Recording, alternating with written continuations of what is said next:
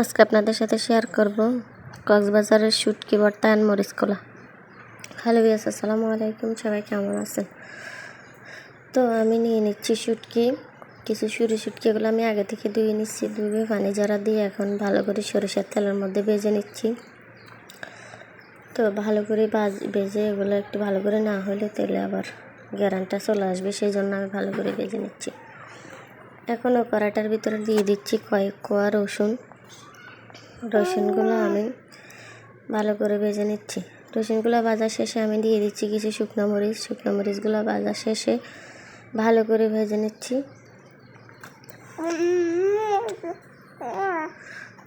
তো আমার হয়ে গেছে শুকনো মরিচ রসুন ভাজা, শুটকি ভাজা হয়ে গেছে। এখন চলে যাব শিলপাটায়। মরিচ কলা মানে এই তো শিলপাটা না দিলে তো আর হয় না, তাই না? এই জন্য শিলপাটা নিয়ে চলে আসছি। এখন আমি বাটতেছি এগুলো।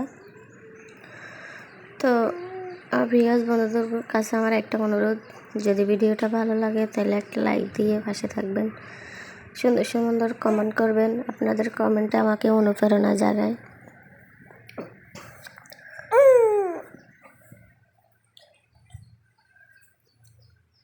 আমি মরিচগুলো বেটে নিছি। এখন মরিচগুলো বাটার শেষে আমি শুটকিগুলো ভালো করে বেটে নিচ্ছি মিহি করে। এগুলো ভিতরে যে কাঁটাগুলো ছিল আমি কাঁটাগুলো ফেলে দিছি, কারণ কাঁটাগুলো বাটা যাবে না, সেই জন্য ফেলে দিছি। তো আমার বাটা শেষ হয়ে গেছে শুটকি, মরিচ অ্যান্ড রসুন। এখন চলে যাচ্ছে আবার কড়াইতে। তো আমি এখানে কিছু ভালো সরিষার তেল দিয়ে দিচ্ছি, অরিজিনাল সরিষার তেল। তো আমার বাচ্চাটা আমার পাশে একটু কথা বলতেছে, কেউ কিছু মনে করিয়েন না।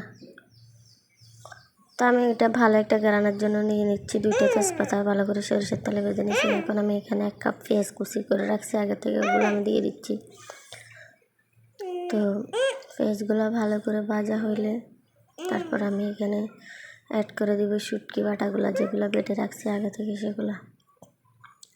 তো আমার পেঁয়াজগুলো মোটামুটি হয়ে আসছে। এখন আমি শুটকিগুলো এখানে অ্যাড করব।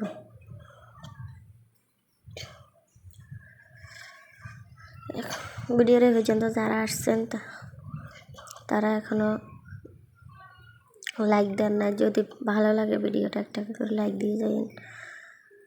তো এখন আমি এখানে দিয়ে দিচ্ছি ধনিয়া গুঁড়া, জিরা গুঁড়া, মরিচ দিইনি, মরিচটা আমি আগে নিচ্ছি, বেটে নিচ্ছি। হলুদ গুঁড়া দিয়ে এখানে আমি কিছু আদা বাটা নিয়ে অ্যাড করে দিচ্ছি, এগুলো হয়তো স্কিপ হয়ে গেছে। এখানে আমি এখন দিয়ে দিচ্ছি কিছু পানি, মশলাগুলো ভালো করে হওয়ার জন্য, গ্যারানটা চলে যাওয়ার জন্য। তো মশলাগুলো হয়ে গেছে। এখন আমি এখানে দিয়ে দিচ্ছি শুটকি বাটাগুলো।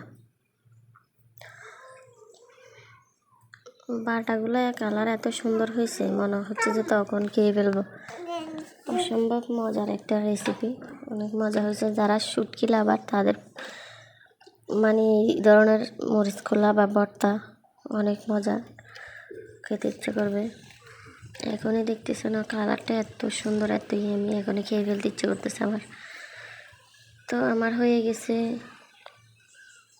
ভালো করে। এখন আমি এগুলো নেড়ে ভালো করে নিচ্ছি থালার মধ্যে। ভালো করে হলে গ্যারানটা ভালো আসে।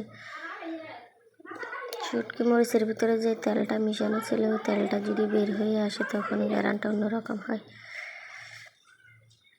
তো হয়ে গেছে আমার শুটকির রেসিপি। কতটা ইয়ামি হয়েছে, কতটা মজা হয়েছে, একবার খেলে বুঝতে পারতেন যে আসলে কতটা মজা হয়েছে। তো অনেক কথা বলে ফেলছি, অনেক বকবক করে ফেলছি। ভুল ত্রুটি হলে ক্ষমা সুন্দর দৃষ্টিতে দেখবেন। সবাই ভালো থাকবেন। আসসালামু আলাইকুম।